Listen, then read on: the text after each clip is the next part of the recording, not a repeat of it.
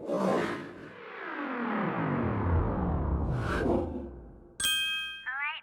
SimpleBiz guy, let's start the show. Hello, everybody, and welcome to episode 24 of SimpleBiz360 Podcast.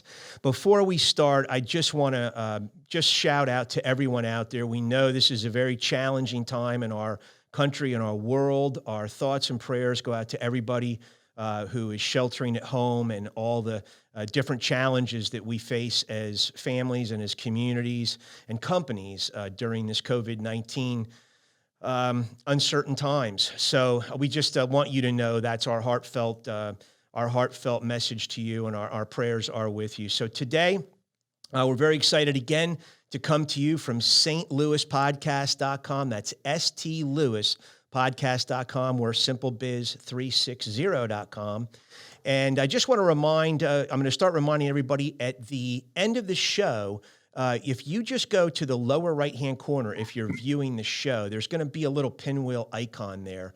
And just to hit that icon to subscribe to our YouTube channel, we'd love to have you as a subscriber. But today is very special. We have an awesome guest with us today. Everybody shout out to Steve Gielda. Hello, Steve. How are you today, sir? Doing fantastic. Thanks for having me today. We're real excited. Steve is the co-founder of Ignite Selling Incorporated out of Austin, Texas. And Steve, if you could just give the listeners and viewers a little capsule of what Ignite is all about. Yeah, Ignite Selling is a sales enablement company. We're a global organization to support organizations and companies to improve the effectiveness and product launches of their sales teams. And we operate in a way through, we launch all of our training through competitive simulations.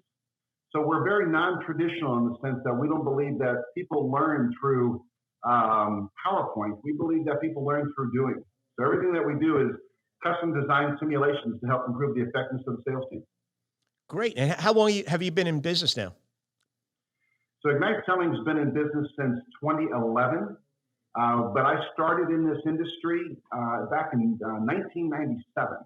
So I've been in the industry for, 23 years right now, which is kind of hard to believe.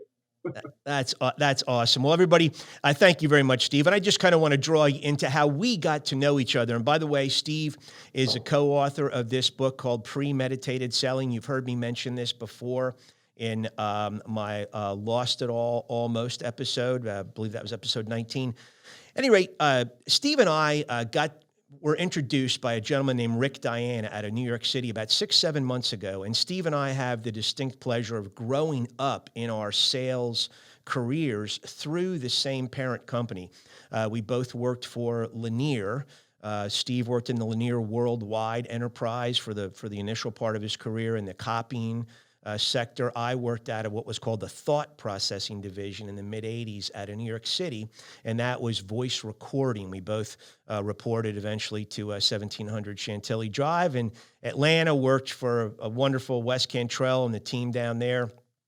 Julie Green, we say hello to everybody down there.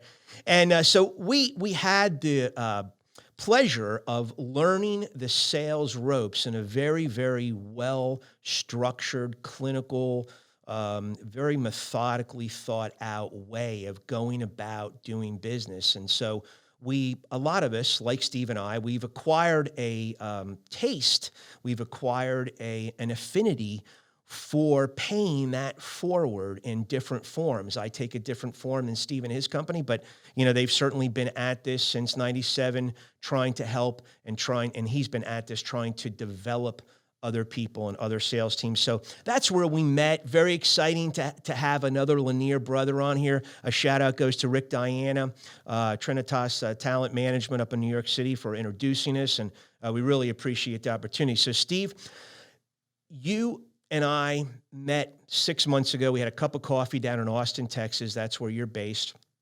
I have relatives down there, so I kind of combined a little afternoon coffee with Steve. And Steve contacted me a couple weeks ago and said, Jeff, I know we're going to do a podcast later this year, but man, we have something that fits this COVID-19 pandemic situation. is there any way we can get this out and let me share this now rather than, Q3? So we juggled things around, and man, we're so excited. And Steve, I am going to end up just really teeing this up and giving it over to you. I've got some questions for you. I'd love you to share with our audience. And, just if you could give the listeners and the viewers a little bit of a background, what you did and what your responsibilities were prior to Ignite Selling, if you could. Sure. Well, as I told you, I started in this industry back in 1997. And prior to that, I was kind of spending my time with Lanier. But I was hired away by a gentleman by the name of Neil Rackham. Many of you may know Neil as an author of several books, but his most popular book is a book called Selling. And through some connections, Neil and I started talking, and he blasted my butt out of a nice corporate seat as a vice president and over to a position with him as a thought leader of one of his business units, one of his vertical markets, working for a company called Huffweight. And we were responsible for bringing his intellectual property, his learning methodologies to the market. And so I spent a number of years working under Neil Rackham, kind of understanding the sales enablement and sales effectiveness space. And then after he sold the business, it provided me an opportunity to decide whether or not I wanted to kind of stay with the new owners or go off on my own. And frankly, with his support and some support from others, I decided to start my own business. And I started as a franchised owner-operator of an organization called the Advantage Performance Group. APG is still a very healthy business today and a great partner of ours, where I was once a franchise owner and supporting all of the wonderful products that they have to offer. I ran that business for a number of years and then eventually kind of started off on my own. And so, here we are, and we've had the great pleasure of really working with some amazing companies and really learning how do we really help improve the effectiveness of these sales organizations, both through up times as well as some difficult times like we're facing right now. So, Excellent. We're grateful to be kind of where we are right now, so we can give back, we can support organizations that are having sales teams that are kind of struggling. So, and just for everybody's listening, just knowledge, Neil, wasn't this associated early on with Xerox initially? Yeah. Is that correct? Spin He selling? was. In fact, his research was funded from the Xerox Corporation. A lot of the funding that did his research, that supported his research that created the book Spin Selling actually came out of funding and support from the Xerox Corporation. Wow. That's exactly right. Okay, that's what I thought, yeah. So, is it okay to tell us a little bit about some of the companies that you do business with, some of the markets you work with?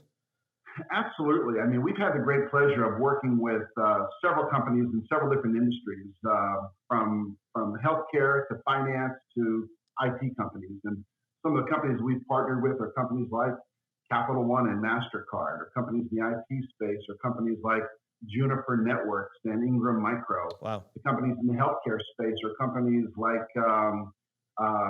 Medtronic or Boston Scientific or Smith & Nephew. So we've worked with just some great global partners. Wow. We work with organizations for the most part that have a very complex sale. And we work with organizations that typically have business units or divisions of their companies with greater than 50 salespeople. Not that our content isn't applicable to all of those solopreneurs and entrepreneurs that are out there, because the content that we bring to the marketplace is still very, very relevant to them. But we've elected to kind of choose a market space that typically looks for organizations or sales teams with greater than 50 bodies. Is it fair to say that you kind of interact, and reading your book, I get the feeling you interact with companies that have different layers of decision makers and influencers and personnel that are involved in an overall pot stirring of final decision making? I like that. I like that pot stirring because, I think that's pretty well put. I think, to sum it up, I think our support, the way that we're able to help clients, are companies to whom have a rather complex sale. And that means, like what you just said, is the fact that there are multiple influencers involved. But it also might mean is that there are multiple competitors involved as well. Okay. It could also mean that budgets come from several different areas. Right. So it's all of those kinds of factors thrown in together that we really believe that we can really make an impact. Excellent. And, we've had some great results, measurable results. In fact, one of the things I'll share with you is that, and it kind of ties into our conversation today, is that we have studied since 2015 through 2019 the impact that when people follow a clear, well-defined process, whether that be your sales process, your pipeline process, whatever methodologies or tools that you're using, when those things can be followed consistently and managers are holding people accountable to using them, we've been able to measure a 37% faster rate in closing. So we're accelerating the pipeline 37% faster by merely helping people put together a process and a procedure and tools to help them be more effective. And we're going to talk a little bit about Excellent. that. Excellent. And the really cool thing about this, Jeff, is that it supports what you're talking about in your book. When you talk about the procedures, and the tools in the latter part of your book, that last 1/3, there are just so many alignments to what you guys are what you're talking about in your book and what we do. Right. That when people have procedure and process and accountability, right, guess what? Yep. Results improve.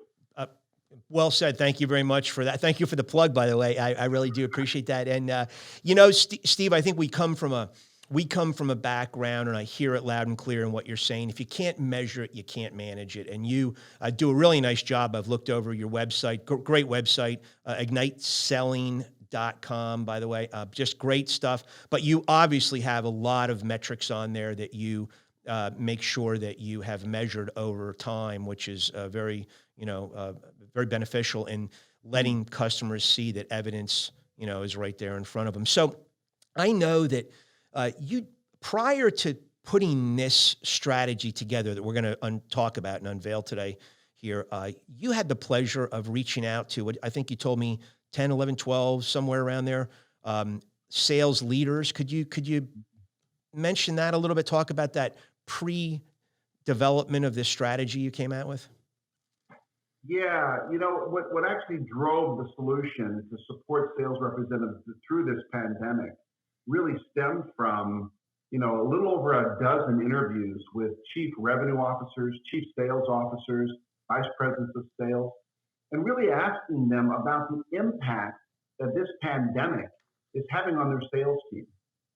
And what's interesting in talking to a number of these folks is the fact that I've kind of put sales companies today in the midst of this pandemic kind of in two categories. It's those companies, one, that have products that are supporting the pandemic. Okay. And those companies today are rocking and rolling. I had one of them tell me right now that they're at DEFCON 5. Wow. And it's all hands on deck because they have a solution and a program to support the pandemic. Yeah. Then you have these other groups, which are companies that have products that don't support the pandemic. And it's these teams today that we find are really struggling. And we found kind of there's three key areas, three kind of common denominators that these sales leaders kind of shared with us. And where the fear and the anxiety is, or the uncertainty is with their entire sales organization. And if I could, I'd like to share those three things. Absolutely. Absolutely. Please do. I think, the first one is the fact that it's no surprise that everybody's worried about hitting their quota. Right. From a sales representative to a regional manager to a vice president to a president. Am I going to hit my sales numbers this year? Or am I going to hit my sales numbers this quarter? Right. That's a real fear. It's a real anxiety. The second thing that they're really concerned about is the fact that their customers' priorities are shifting. Bingo. Because of this pandemic, regardless of what they were doing, whatever business they might be in, they too are reevaluating their corporate strategies, the metrics to which they hope to achieve in 2020. Yeah. And so the late leaders I was talking to are simply saying, my sales team needs to understand, how is this pandemic impacting them? And the third thing I think that I really hear from everybody is the fact that their salespeople don't have access to their customers, at least the way they used to. Yeah. Many of us are sheltered in place. Right. And therefore, we are being kind of forced into this kind of new normal right now where I don't have access to people that I used to. Yep. But what that's really causing is some uncertainty about what do I do to maintain productivity today? Right. What they don't want to do is simply just pick up where they left off before the pandemic. They want to know, what can I do to be proactive? What can I do to be strategic to support the opportunities I have in my pipeline or my funnel today? And it was really some of those later conversations that I had that really got my business partner, Kevin Jones, and I thinking about what can we do to support salespeople in the midst of this pandemic. I mean, it's real. And therefore, we're looking at ways to support and to provide free offerings, free support, as well as some virtual classrooms for organizations to engage in a more significant manner. Well, no, I appreciate you outlining those three things, and that's an interesting outcome. And obviously, you've seen some things in your discussions with sales leaders. Holes that were created, voids that were created from this pandemic, and how to plug them. Now, I find it interesting. We titled this show, and part of our wording was accelerating the pipeline. I got to be honest. All my years in sales, I've always heard the pipeline. We've talked about it to nauseam. But accelerating the pipeline, speak to that a little bit. That's an interesting concept, and what are you doing to help salespeople understand this and do it? Yeah, I think that we as sales professionals are always working really hard to accelerate our pipeline, right? That means that we're moving from a suspect to a prospect all the way through to a revenue generating customer. And I think smart organizations are always trying to find ways to accelerate that. And when we're sitting back and looking at this unusual time that we're in right now, the thing that often gets ignored are our strategies. We're so worried about how can I get access to my customers. So what we're saying is, let's hit the pause button just for a moment, and let's reset the strategies that we had prior to the pandemic. And let's begin thinking about the strategies that we need to maybe adjust, improve, and then deploy. And now's the ideal time to begin thinking about kind of resetting those strategies. Yeah. Just because we don't have access the way we used to doesn't mean we don't have access at all. Yeah. So we can still test some assumptions. And so we're really feeling as if we can help salespeople think more strategic at this time right now, test their understandings, work with their peers to test ideas or strategies. They can maybe be a little bit ahead of the curve when in fact we wrap up this pandemic. Well put. And when you kind of look at the totality of what we're involved in, and you combine it with the essence of your company, and one of the key words in the essence, the bedrock of your company is strategic. A phrase would be strategic selling. And there's so many cliches that come to mind. Two of them that just jump out at me is, if you fail to plan, you plan to fail. And if you don't know where you're going, any road will take you there. And your team is just absolutely dead set on making sure that larger companies of 50 or more salespeople understand that the strategic side to it. Now, I've read your book. I've been in many companies under that threshold of 50, and I will tell anybody, seriously, this is well worth it, well worth the read, because it outlines everything in there and certainly gives you a jump start on thinking, because we all have complexities to our customers, and we can benefit from some of these strategic alignments of thought and then putting them into action. And then, Steve, your company, again, another word, very bedrock with you guys, is simulation, which is really cool. But tell us about what are some of the strategic things that sales reps should be doing right now in the midst of this COVID-19 pandemic? This whole topic of strategic planning or strategic selling, is a very broad topic. And there are many things that sales representatives can or maybe should be doing at this stage in the game. But, I think that if I had to look at just a few items, I think some of the things that kind of come top of mind right now is I need to be finding out if I can talk to anybody inside my client organization. I need to kind of begin to explore how are their metrics changing? How are their priorities shifting? That would be number one.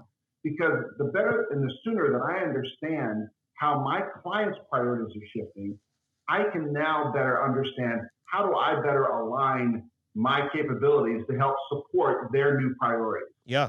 So we need to begin exploring that. And you have to start thinking about where can I get this information in the midst of this kind of unusual time. I think another one is I need to begin thinking about myself in terms of what are the potential barriers that I'm going to run into when I try to meet this new client's and support this client's priorities. If I'm not thinking about the barriers that I may potentially run into, I'm eventually going to have this opportunity stall. Yeah. And what I don't want to have is this opportunity to get stuck in my pipeline for months on end. Right. So let's leverage this time. Let's be thoughtful about what are the potential barriers and what can I do to overcome those barriers. I think another one is we need to kind of begin understanding kind of who really are our advocates and who are our adversaries. I mean, let's face it. If you're a sales representative, Jeff, in any account today, and you've been managing that account for a few years, you generally know who loves you, who doesn't, right, who's important and who's not. But things change over time. Now's a really good time to kind of test our assumptions, talk to those people to find out what is their level of influence in a decision like this. Right. Or how do you know that somebody is really an advocate? Just because they say, hey, I like you, or hey, I'm using your product, doesn't necessarily make them an advocate. Right. We always say an advocate is somebody to whom is willing to sell on our behalf when we're not there. And I think the last thing that we could do is to start to ask ourselves, what is the decision criteria these customers that are in the latter part of our pipeline process, what's the decision criteria that these customers are using to compare us against the competition? Right. I mean, if you think about it, everybody knows that price is going to be a decision criteria. But if I had to ask most sales reps today, other than price, what is the decision criteria the customer is using to compare you against the competition? Unfortunately, most sales reps won't know. So now's the time, get on the telephone with somebody and start finding out the answers to these questions. Who's your advocates? Who has the influence? What are the potential barriers? How have things changed? What's the decision criteria? This will all allow you to develop a smarter strategy so that you can hit the ground running when this pandemic is over and start kind of really accelerating your pipeline. Is it fair to just come out and ask customers directly, hey, with this situation we're involved in, what's changed on your side? I mean, just speak freely. I mean, is that a fair question? Jeff, I think sales representatives have a tendency to make it too difficult. Yes, I think it can be just that simple. And I also think it can be just as simple as the question you asked about, so how's this pandemic impacting the priorities of your organization?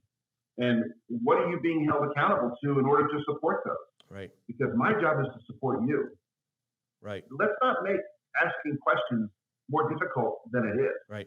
Why not simply just ask, hey, listen, I understand that this pandemic may be having serious impact on budgets, but other than price, other than the cost of the solution that we've been talking about up until this pandemic, what are some of the other decision criteria that you're using to make a smart decision?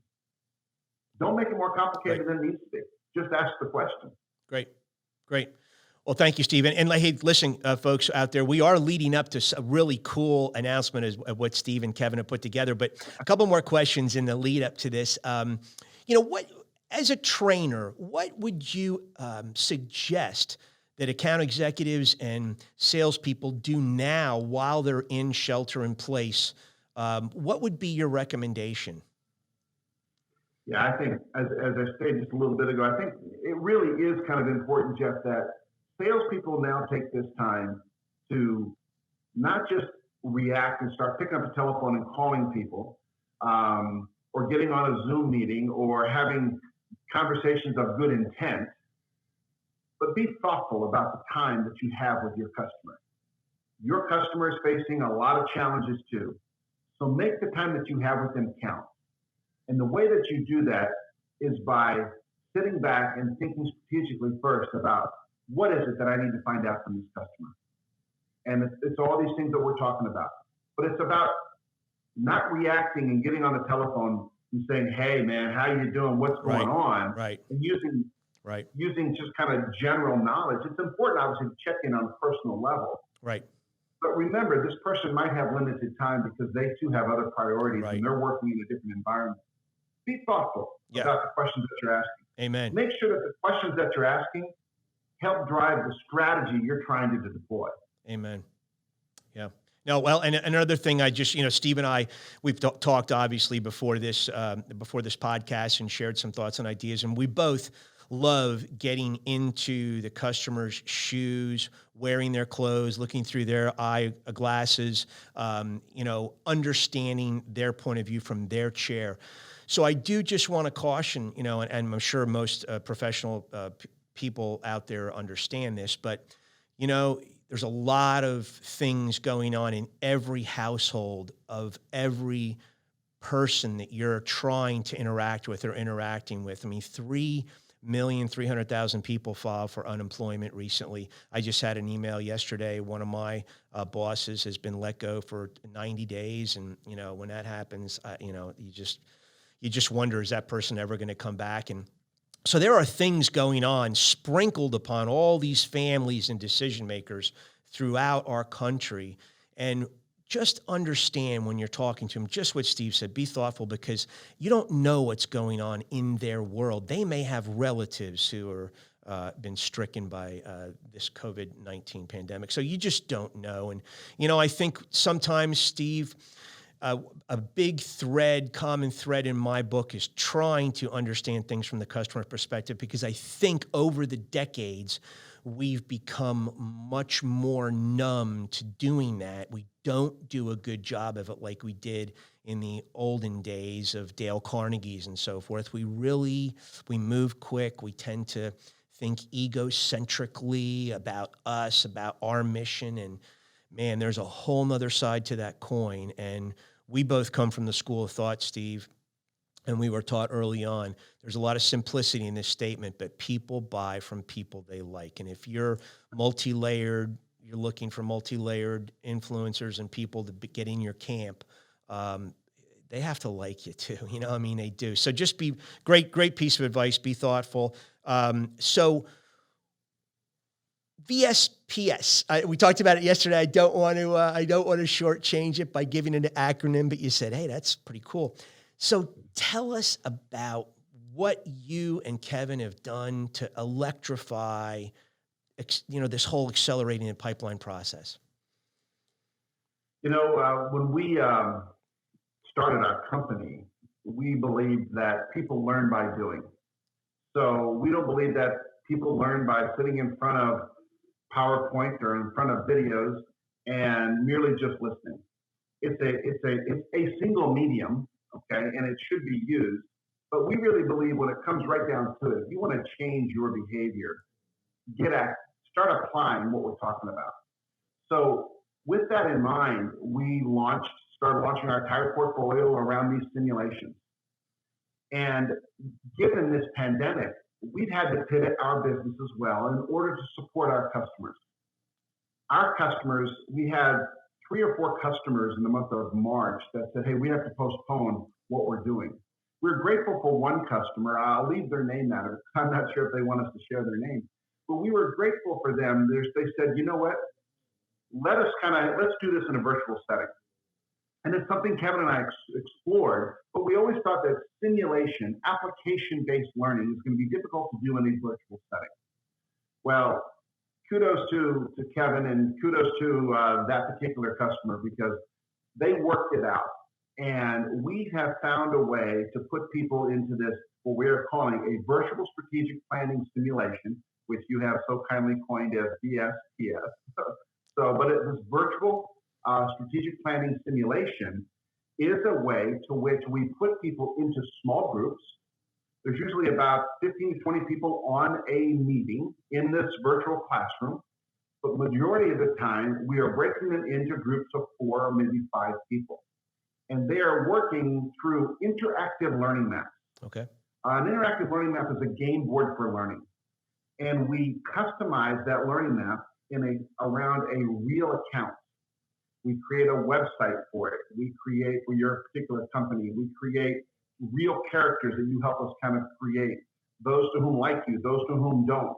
We create a competitive landscape. Those to whom, competitors that are, coming after your lunch. And so we create this whole simulated environment. And as we are kind of unfolding these modules, we apply it both around the simulated account, and then we apply it around your own account. So again, as you heard me say, this is all about learning by doing. Yeah. It's about application. It's about experiential-based learning. And so this virtual simulation isn't just another online learning session. This is an opportunity to come together with your peers and start arguing back and forth and, listen to your peers saying, hey, that's a dumb idea. Right. You say, well, wait a minute, how is that a dumb idea? And you can kind of defend your ideas. You can share your ideas. Again, it's all about strengthening the strategic thinking that we're currently looking at with these customers that are in our pipeline. Now, how new is this virtual strategic selling program? Is it a couple days old, a week old? Is it? Yeah, we're actually launching our very first one the week of April 6th. Wow. So, so we're really excited about it. The good thing about it, it doesn't change the learning design.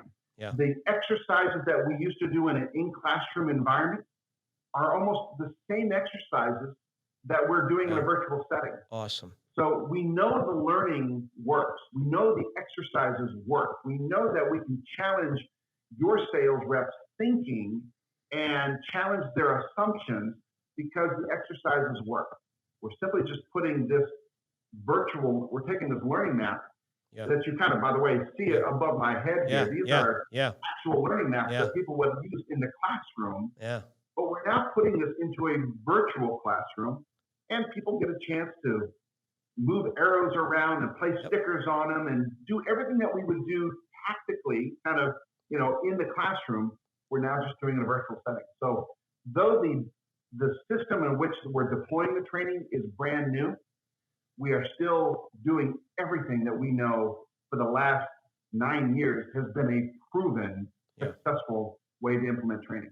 It's awesome. I mean, folks, if I think there's pictures on your website, but I've seen pictures either on LinkedIn or on the website, I believe, where, you've almost got like a camera shot or camera angle from atop the table and you're looking down on people, and you see this map laid out and all the interactive energy that's in the room. And it's just it's a phenomenal concept and phenomenal way to learn. I mean, if there's companies out there looking for new ways to do things. Wow. I mean, this is cool. And so the virtual thing now, are you restricting the virtual program to 50 or more salespeople organizations, or are you opening this up to other? Yeah, I appreciate that question, Jeff. We are toying with the idea of supporting smaller organizations or independent sales, maybe distributor reps through more of a public type program. But we have not set a date for that yet. Okay. Because all of our learning is strictly customized around our clients' real world. Doing that around a public setting right now is a little bit more. It's going to require a little bit more thought about how to do that. Yeah. So it's on the radar. I don't have a date for that right now. Okay. But we are primarily still looking for.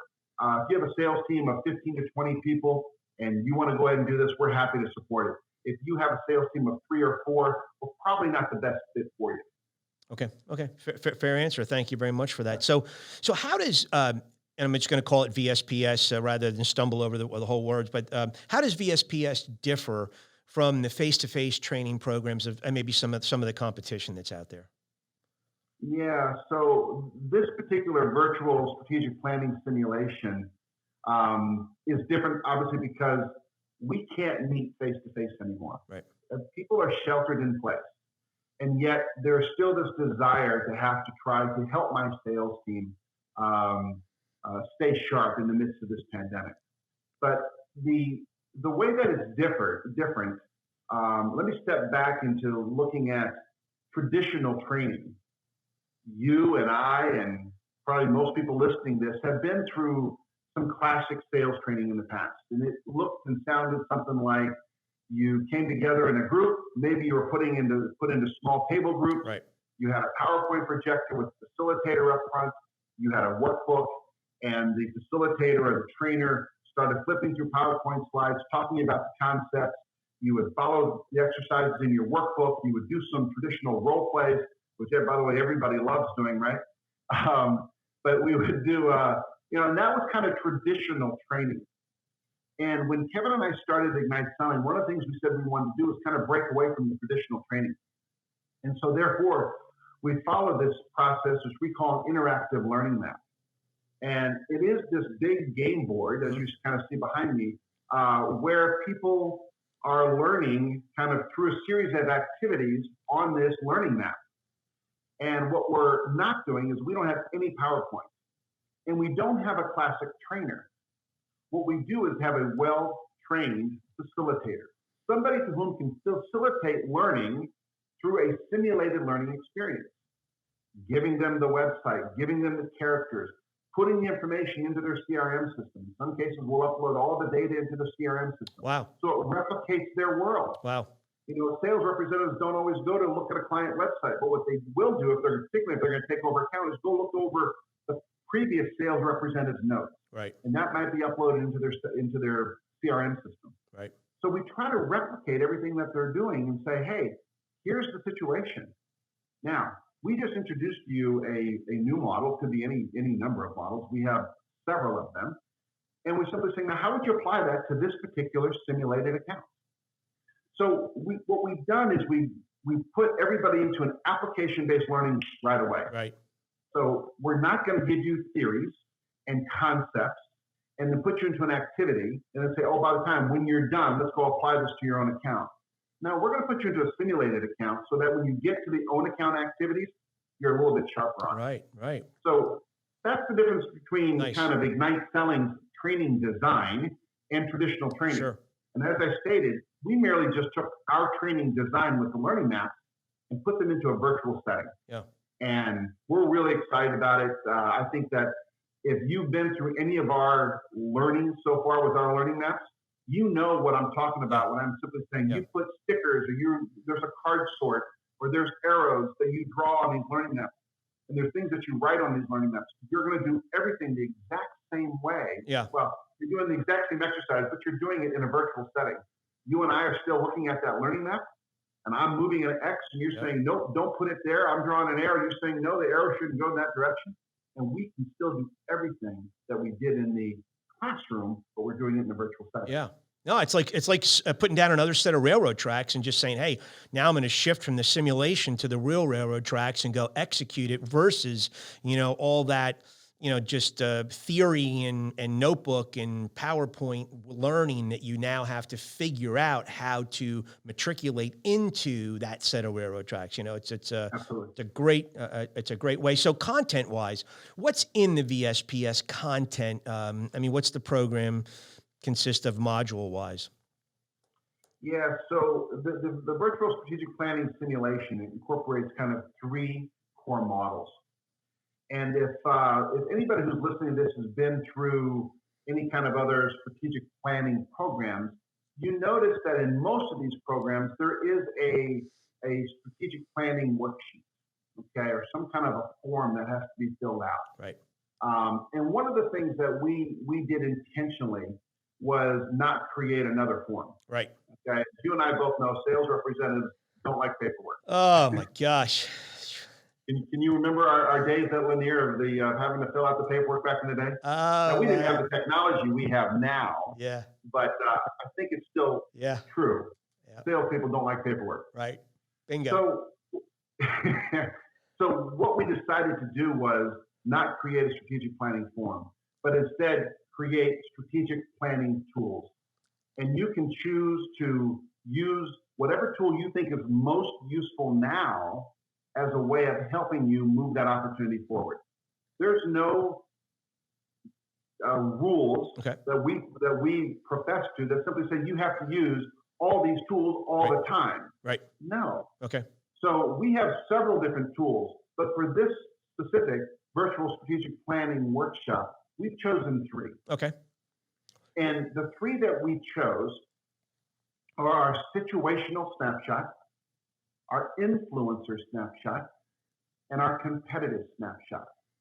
And just to highlight 30 seconds on each one of those, the situational snapshot is about understanding the current situation that you are getting ready to go into. Okay. What is this customer's decision process? Is it complex? Is there a sense of urgency to make a change? Is there consensus around wanting to make a change? What's your competitive position look like? It's all of those things. That's a tool you would often use early in the pipeline process or your early strategy development. Okay. But if you don't have that right, you could be building a strategy for the wrong opportunity and wasting a lot of time. How many companies do that, right? Boy, great question. I tell you, I think every company that I've spoken to have fallen into this trap of having their salespeople invest too much time with the wrong account. Yep. It was never an opportunity to start with. Yep. But I didn't find out until 3 months later. Yep. It's unfortunate. Yeah. So the situational snapshot helps that. Excellent.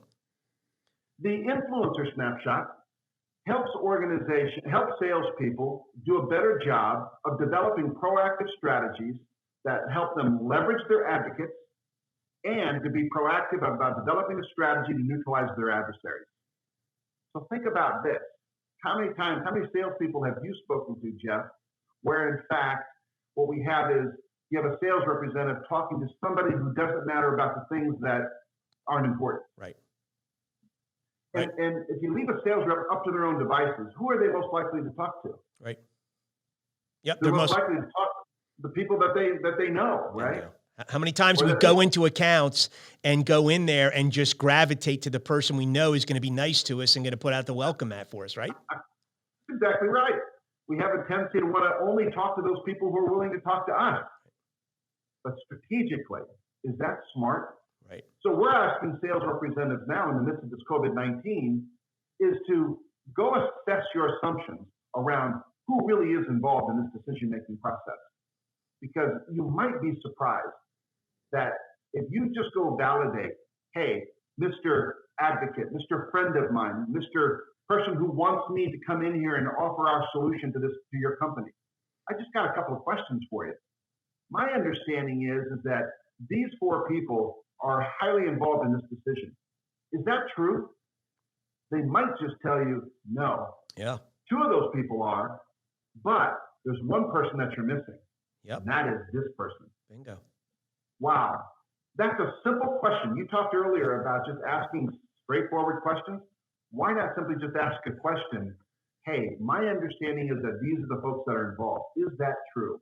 Who am I missing? Now's the time to find that out so that when this pandemic is over, you can take action immediately. Right. Right? Oh, absolutely. Yeah. The third thing then, you were going to say the competitive landscape. We don't bash competitors as professionals, but we have to know what they're up to, what they're doing, correct? Absolutely. So we use this last tool called the competitive snapshot as a way to simply assess and influence one thing. Right. That one thing is, what is the decision criteria this customer is using to compare us against our competition? Yeah. So we talked about it a little bit ago, but I'll look at you in a different way. We did some kind of win-loss analyses with several of our clients. And when we ask sales representatives, why did you lose? What do you think the number one answer was? Price. Every time.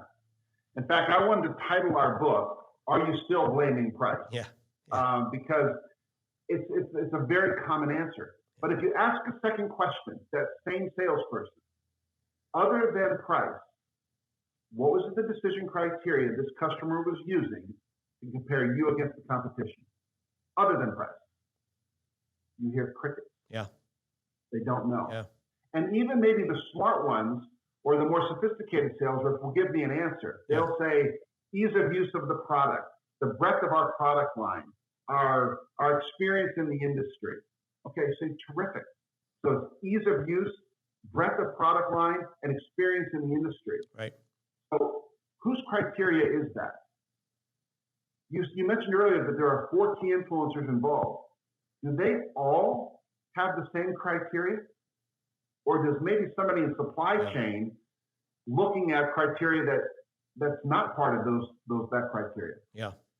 So it's important. So the competitive snapshot is all about identifying the decision criteria and then developing a strategy to influence it in our favor.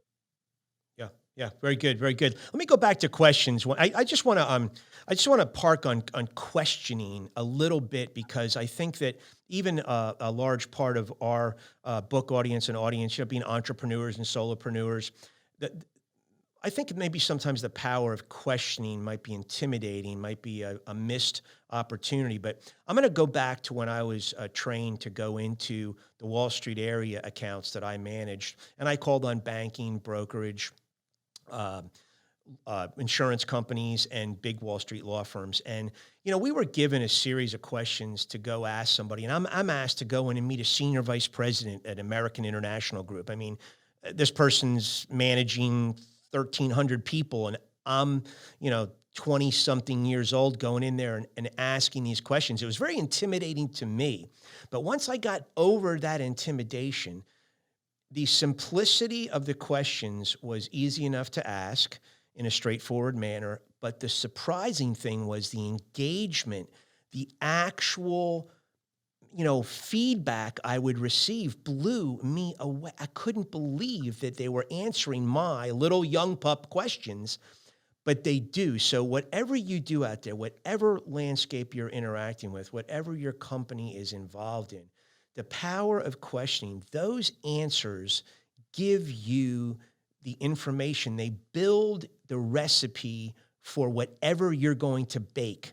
And it differs from house to house, from family to family, from customer to customer, from organization to organization. But right, Steve, I think so many of us in sales are intimidated by questioning, but that's how you get where you want to go.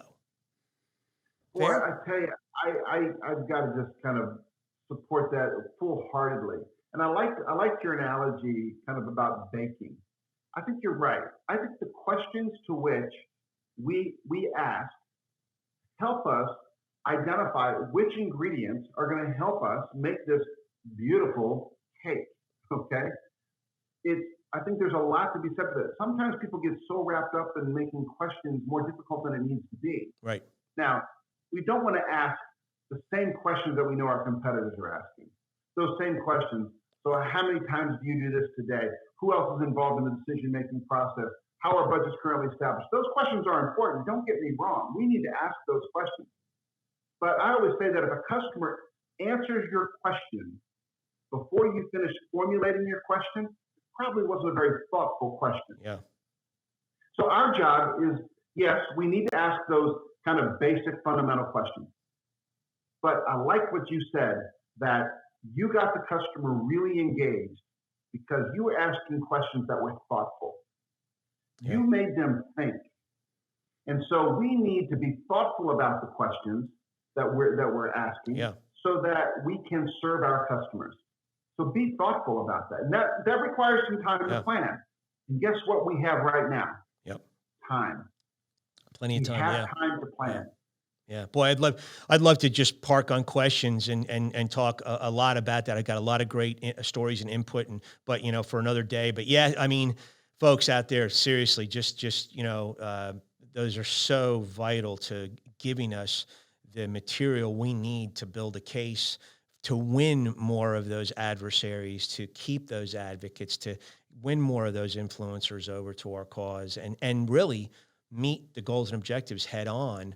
Of those companies you're dealing with. And just one other thing you mentioned, I love how the fact that you mentioned in this simulation that you can download websites to actually simulate the company environment, which I think is so cool. So often we forget that. Again, I'm going to go back to just a quick example. When I was a young pup, we didn't have all these tools that we have today. So what do we have to do? We had to go and call the investor relations office of companies I called on, get them to send me a copy of an annual report to my house. And I would open that annual report up and I was taught, read the president's letter in the opening remarks. And they've always got the goals and objectives for the next year in there. So the next time, you go in and you interact with somebody from that company, you'd say, hey, I definitely believe there's an opportunity for us, to talk about helping you do this, do that, and do the other thing. And I couldn't tell you how many professionals just were like the mouth's open. I said, what happened? How did you know that?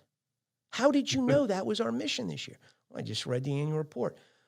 Right off the bat, the rapport you establish through taking that initiative to get prepared and understand, again, sitting in their seat, looking at the things through their lens. The president puts out a three-pronged challenge for that year. Everybody in those seats down below are hearing that every day of their life in corporate America. So we have to be, that's another powerful thing. If you're not researching your companies on their websites today, wow, please start to do so, right? But what you just said there, Jeff, I think that, again, people that are sheltered in place right now should be leveraging this time and leveraging the technology that we have. Right. If you just take your top 5, top 10 accounts that you feel you must close this fiscal year, they're that important to you. A question that I have for you is, have you listened to the latest investor call? My goodness. Yep. Such great advice, Jeff. I mean, they don't have to do what we used to do, and that's to have the investor relations send us a 10K or send us an annual report. We now can go online, go to that company website, go to the news, and then simply look back and what was last quarter's investor report. And yes, no doubt things might be changing for our customers because of this pandemic. But let's at least find out, where are the strengths and where are the weaknesses been for the first 2 quarters, depending upon your client's fiscal year. But yes, now's the time. Yeah. Get smart on your company's, your client's priorities, and then think about something else. How can I, in the solutions that my company offers, help drive what they're trying to achieve? Yeah, exactly. Bingo. And that was what I used to always try to marry up with just the president's, 3-prong edict in the annual report. Same principle, just different method of obtaining the information. But today, hey, put your headphones on, put your workout shoes on, get on the, elliptical and listen to that, investor call, right? I mean, Absolutely. It's so appropriate. So a couple more questions on VSPS. Thanks for that engagement on that. So once you launch this April 6th, 2 questions. How long would the process take for a company that wants to engage in it? Yeah. A lot of it depends upon if you're going to go through all 3 modules or just one. Okay. We've broken it down really easy. So each module for the situation snapshot, influencer snapshot, and competitive snapshot is only a 2-hour learning module. Now, the time commitment for that is the fact that every salesperson for each module goes through a 20 to 30 minute online e-learning module. Okay. And by the way, we're going to be giving those away, okay, here on our website and on our my LinkedIn page and our Ignite Selling LinkedIn page. And I think we're going to provide it to all of your listeners as well. But they will go through an e-learning module to understand the concepts and understand the main core messages. So that's about 30 minutes. Wow. Then they're going to come together for a 2-hour virtual learning experience with their peers. Then for the next 60 days, the next 8 weeks, what we're going to be doing is twice a week, we're going to be sending you an email message that tests your understanding, challenges your thinking around the module that you went through. So the time commitment really is about 2.5 hours, 30 minutes up front, and then 2 hours in the actual virtual classroom. And then it's up to you if you want to continue to use the reinforcement solutions and tools that we're providing you. Great. But most clients right now, the clients that we have set up for this right now are going to be doing a 2-hour module every Monday afternoon. for the next 3 weeks. Wow. Very cool. Other clients that I'm talking to are going to do it Monday, Wednesday, and Friday, and they're doing it from 2 to 4 every month on Monday, Wednesday, and Friday in the middle of April. So, that's you have several different ways you want to do it. You only want to do two modules. Well, there's 4 hours of time you need to find for your sales reps. We don't recommend putting anything back to back. Okay. Let's face it. We're all salespeople. We don't have the attention span for more than 2 hours. And so this, the duration of this VSPS offering, is there going to be a bracket of a start date and a bracket to end the date, a bookend to end the date of your offering this or not? We're going to open this up to anybody who wants it. We're going to keep it open. Okay. We're not sure how long this pandemic is going to go, and we're starting to see the trends where just budgets are going to be kind of tightened up a little bit. So people are hosting summer training conferences, regional meetings, annual sales meetings. Those things are really going to start to kind of slow down. So we're not only just creating this virtual strategic planning simulation, we're taking larger parts of our portfolio and putting them into a virtual simulation as well, so that we can go ahead and continue to support our clients with our broader portfolio. But for this particular solution that's really being tailored to accelerating your pipeline, we really believe that this is going to be an issue that a lot of clients are struggling with now. They were struggling with it before the pandemic. And we're simply making a strong encouragement to say, hey, your reps have time to stop and think strategically. Right. Hit the reset button on all your strategies for those key accounts in your pipeline, and allow us to kind of introduce you to a set of tools that will challenge your assumptions around what you know, what you don't know, what you need to know, so that you can develop a proactive strategy and hit this ground running the moment that you have access to your customers again. And does the cost for this for a company differ by size of sales team or sales organization? No, we haven't really gotten to that point yet. We have a pricing model that is kind of established for anybody and everybody, but we also think it's a pretty fair pricing model. Those folks who want to do it, you're talking $250 per module. Okay. So if you want to do one of the modules, it's $250. You can go through the module. It gives you the free work, the virtual classroom, and it gives you the 60-day reinforcement strategy as well. Also gives you the online tool that you can use and link to your Salesforce.com or any CRM system that you have. So for $250 per module, that's what it's going to do. There's a facilitation cost and a design fee, but a lot of that fluctuates based upon how many people are going to be going through this and all that kind of stuff. Wow. But so there's three buckets. There's a participant license fee of $250. There's a design fee. It's probably a couple $1,000 to create the simulation for you. Okay. Per module, and then you have a facilitation fee.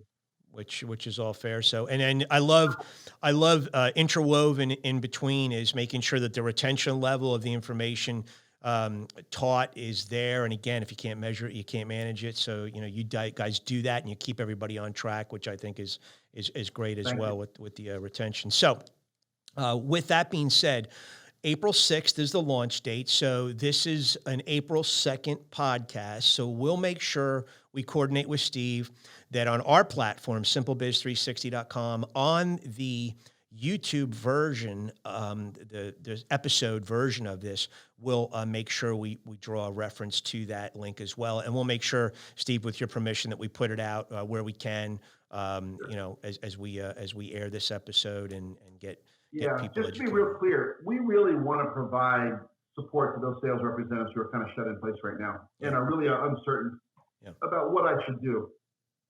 So the very first module we're giving out for free is this influencer snapshot module. Okay. We want people to hit that reset button right now and start asking yourselves, who really are my advocates?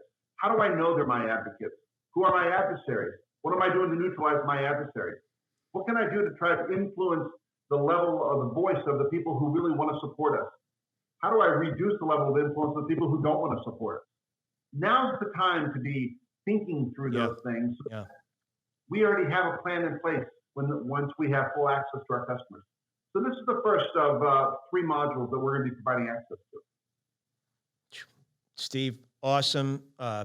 Hats off to you and Kevin for coming up with this, for reacting so quickly and bottling this up. And I really thank you for reaching out to me and saying, hey, could we, in the theme of accelerating. Can we accelerate this podcast and get it out sooner? So I think this is a very appropriate message. It's not only appropriate now, but as you said, who knows really how long shelter in place, who knows what the whole gamut of this COVID-19 really is. We certainly hope for people's sake out there and for families and for people who are affected that this, we flatten this curve and get out of this quickly. But, so we applaud you for doing what you're doing. And I really thank you for letting me be a component of telling this message and spreading this news. I really do. It's an honor. And if you ever need any comedic act, I do a stand-up routine on Terry McManus. I will let you know, folks. Yes, Terry McManus is a beloved ex-sales manager of many of us in the New York City area, classic New York guy, and just the stories. I'm one of gazillions of people that can do imitations of him, but it's great stuff. So anyway, just if you need some humor in there, just to give me a call. But well, listen, every show that we do, we've started something to try to continue to advance rock and roll. I love rock and roll. I don't want to see it dissolve away. I love those hidden gems that, didn't make the rotation. They didn't, make the top 40, but they're just such great gems. So we're trying to ask everybody, and every show I do, a Lost on the Shuffle track. So I asked you a Lost on the Shuffle track. No hesitation on your end. Please share with us what that is. Yeah, I think one of the things Lost in the Shuffle is probably not as old as you and I are by any stretch, but what I feel kind of fits that category is a song called "Satisfy Me" by Anderson East. Is the song. So it's just one of those kind of Anderson East. Not many people know who he is, right? And I think it's just one of those songs that if you like that gritty blues rock and roll kind of sound, here's a guy that can really put it up for you. Oh my gosh, folks, if you don't know him already. So this song, Satisfy Me, 2015 release, came from the Delilah album, which I think was his third studio album. He's from Athens, Alabama. I think he makes his home now in Nashville. But to Steve's point, gritty. He's got that Americana, R&B, bluesy rock. Oh, he plays 3 instruments. Guys, just on the money. I mean, it's a cool stuff. So again, Satisfy Me, Anderson East, great contribution. We appreciate that. Again, folks, we would really encourage you and love you to take the journey with us every week. We don't always do a show where we have a guest and it goes this long, but we do just little tips. I mean, if you want to get more output from your input, just take it 1% at a time with us, with SimpleBiz360. I mean, that's what the book is all about. Steve's read the book, and I'm going to ask you, Steve, out of all the tools in the book, what was your favorite? Well, you know what? As I think I may have shared with you, I provided your book, 3 months ago to my nephew. He's a solopreneur, and it was the ideal book. And he came down here to visit over Thanksgiving, and I gave him your book. So I can't speak to one of the tools, but I can speak to the section of the book that I thought was most impactful for me and probably most impactful for anybody to whom is thinking about what should I do now in the midst of this pandemic. And you provide some amazing tools in your book, and you break them down into several different categories. I think 4 different categories. There's one on procedure. It's a section of tools. And I want to say there's almost 20 tools just in your procedure section. Right. Correct me if I'm wrong. Yeah. Couple more, yep. Yeah. So it's those tools that really struck me. And it's those tools that I've started implementing in some of my practice, some things that I do, because they're things that you might have heard of before, but like you and I both know from our Lanier days, the old is forever new. Yep, correct. Remember that statement, right? That's a Lanier statement. But the old is forever new. And these are some tools that I long forgot. And I'm grateful for them because people to whom can put better process, better accountability in place are going to have better predictability of their results. Yeah. So who wouldn't want to have process and procedure to improve greater predictability. Yeah. Yeah, no, I appreciate that. And folks, I do want to say that, even our last guest that was on episode 23, Donna Abate Potter, she mentioned that she really loved how we do this. So in the back of the book, we have little icons for each one of our tool drawers. And we list the tools, tool by tool, in the back of the book. So if you ever want to go hunt for something, you can just go to the back and find that section and look through those tools. But, it's nothing sexy, Steve. Procedures, a lot of people, just go, oh my gosh, standard operating procedures, that's such old school stuff. But you're right. It's stuff that's there because it sets us up for success. It puts guardrails there to protect us from going outside the rails and falling off the cliffs and losing customers. And it's all about making customers happy, meeting their needs, seeing things through their eyes. And you and Kevin do that on a daily basis. So we thank you. And it's just been an awesome pleasure. Again, folks, the little pinwheel icon on the bottom right of our screen, if you're looking at it through YouTube, just hover your cursor over that. That's a subscription. We'd love you to take this weekly journey with us. We really are trying to bring a quality show to market. Steve listens online or on one of the listening platforms, which we're on about 15, I think, now. Yeah. Alex does a great job on the boards and making sure this sounds and looks great.